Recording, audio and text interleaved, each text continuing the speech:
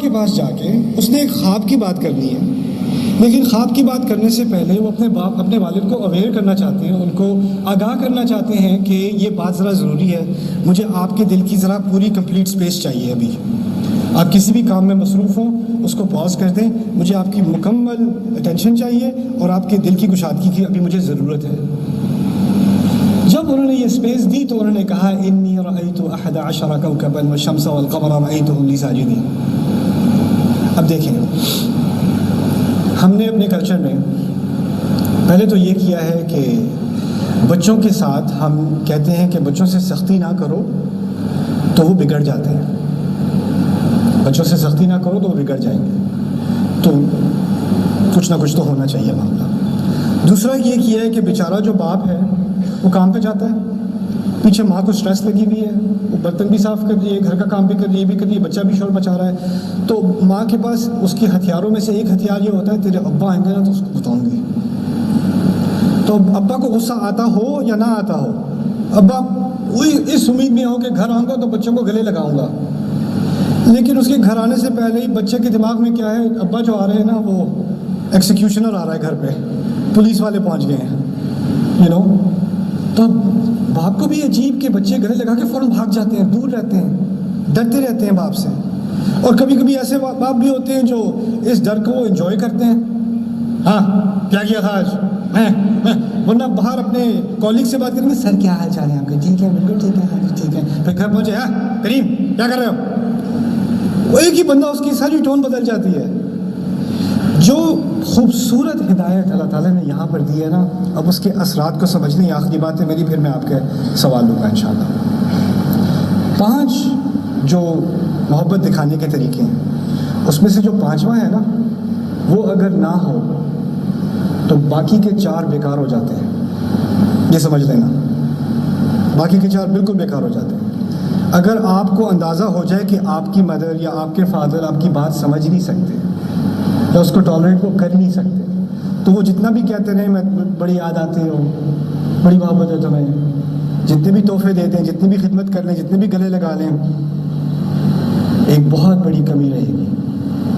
اصل محبت اس انسان سے ہوتی ہے جس کے دل میں آپ کے لیے جگہ ہے، جس کے دل میں جگہ ہے، پھر ان باقی چیزوں کے پیچھے کچھ معنی بھی ہوتا ہے، ورنہ وہ ساری چیزیں آرٹیفیشل ہو جاتی ہیں، چاروں کی چاروں ہوں۔ ہماری کتنی ساری فیملیز میں تحفے بھی دیے جا رہے ہیں، گلے بھی لگائے جا رہے ہیں، خدمتیں بھی کی جا رہی ہیں، لیکن دل میں محبت کا احساس نہیں ہوتا۔ کتنے لڑکے لڑکیاں مجھے آ کے کہتے ہیں مجھے تو لگتا ہے میری فیملی مجھ سے پیار ہی نہیں کرتی، مجھے تو بوجھ سمجھا ہوا ہے، میں تو بس ڈس اپوائنٹمنٹ ہوں، میرے ابو کبھی مجھ سے خوشی نہیں ہوتے، جب بھی بات کرتے ہیں تو اس کی چیز کی بات کرتے ہیں کہ جو میری ناکامیاں ہیں اسی کا ذکر کرتے ہیں، میری کسی کامیابی پہ خوش نہیں ہوتے، nothing is ever good enough. تو ہم نے ایک ایسی انوائرمنٹ بنا دی اپنے گھروں میں، اب اس کا اثر کیا ہوگا یہ سمجھ لیں۔ یوسف علیہ السلام بچپن کی عمر میں ان کے ایک ہی ان کے اوپر جو مربی تھے، ان کے جو ان کی تربیت کر سکتے تھے، جو ان کی اصلاح کر سکتے تھے، وہ ان کے والد صاحب ہیں۔ اللہ تعالیٰ نے اس بچے کو ایسے ہولناک احوال سے گزارا ہے، اس کے اپنے بھائی اس کو مار مار کے کنویں میں پھینک رہے ہیں، کوئی غیر اس کو نکال کے رحم کرنے کے بجائے اس کو بوریوں کے تلے چھپا کے اس کو بچوں کے بازار میں لے کے جا رہے ہیں جہاں بھیڑ بکریاں بیچتے ہیں، اور انہیں کی طرح ان سے برتاؤ کیا جاتا ہے۔ پھر وہ کسی اور ملک میں پہنچ جاتا ہے یہ بچہ، جہاں جس کی زبان بھی اس کو نہیں آتی، اور وہاں اب نہ اس کو کبھی اپنے ابو سے کوئی تعلق نہیں رہا، اپنی امی سے نہیں رہا، فیملی سے کٹ چکا ہے۔ کتنا ٹراما ہے اس بچے کے دل کے اوپر، کتنی مشکلوں سے، اور پھر اس کی تقریباً پوری نوجوانی جیل کے اندر گزری ہے، تقریباً پوری جوانی۔ سوال یہ پیدا ہوتا ہے کہ وہ کون سا اثر تھا، وہ کون سی ایک چیز تھی جو یوسف علیہ السلام کے دل میں ایسی زبردست تھی کہ ان کا ماحول جتنا بھی خراب ہو، جتنا بھی ڈپریسنگ ہو، جتنی بھی مشکلوں میں وہ پڑے، ان پر اس کا اثر نہیں ہوتا، وہ پھر بھی امیدوار رہتے ہیں۔ ذالک من فضل اللہ علینا، جیل کے اندر کہہ رہے ہیں اللہ تعالیٰ کے فضلوں میں سے ہے ہمارے اوپر۔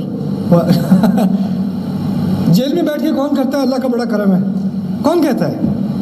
ان کا یہ آؤٹ لک بنا کیسے؟ یہ بنا ایسے کہ جس باپ نے یہ دروازہ کھولا تھا نا کہ وہ آپ سے محبت کا اظہار 5 طریقے سے، جس کی طرف ہلکا سا اشارہ کر دیا اور آپ ان سے محبت کا اظہار کر سکتے ہو. ایک دفعہ وہ محبت آ جائے, اس کے بعد جو ہدایت دی جاتی ہے نا, وہ ایک دو الفاظ بھی ہوں, وہ ساری زندگی اس بچے کے ساتھ رہیں گے. اس بچے کو بار بار تقریر کرنے کی ضرورت نہیں ہے. آپ لوگ فیملی میں کہتے ہو, میں تو اپنے بیٹے سے کہتی رہتی ہوں نماز پڑھ نماز پڑھ نماز پڑھ, وہ پڑھتا ہی نہیں.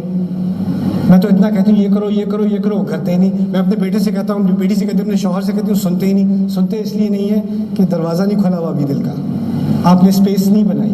آپ کو سنوانا ہے, سننا نہیں ہے. اگر سنوانا ہوتا ہے نا تو پھر پہلے سننا پڑتا ہے اور دل سے سننا پڑتا ہے. یہ چھوٹی سی ہدایت قرآن نے دی ہے, اس سے زندگی بہت خوبصورت ہو سکتی ہے. اور ہو سکتا ہے ہم بھی اس معاملے میں غافل تھے, اس معاملے میں ہم اپنی فیملی میں اپنی سوسائٹی میں غافل تھے. اور اگر یہ نہیں ہوگا تو کیونکہ ہماری ینگ جنریشن کو بہت ساری مشکلات کا سامنا کرنا ہے نا, بہت سارے پریشرز ہیں ان کے اوپر. اب کیا کرتے ہیں, وہ ان پریشرز کے اندر وہ گر جاتے ہیں, پھسل جاتے ہیں, غلطی ہو جاتی ہے. جب غلطی بھی ہو جاتی ہے, دوستوں کو بتا دیں گے, کسی اور کو کسی غیر کو بتا دیں گے, گھر میں کبھی کسی کو نہیں بتائیں گے. کیونکہ گھر میں وہ برداشت نہیں ہے. گھر میں یہ ماحول نہیں ہے کہ اگر گرے ہو بیٹا تو چلو میں تمہیں دوبارہ اٹھا لوں, میں تمہاری مدد کر دوں. وہ رفع کہاں پہ گئی؟ یہ یا ابتی, اتنا چھوٹا سا یا ابتی, اس پہ ہی انسان تدبر کر لے تو شاید پوری زندگی, پوری فیملی کی زندگی, آنے والی نسلوں کی زندگی خوبصورت بن جائے. جزاکم اللہ خیرا, بارک اللہ لی ولکم فی القرآن الحکیم, ونفعنی و ایاکم بالآیات والذکر الحکیم. السلام علیکم و رحمۃ اللہ وبرکاتہ.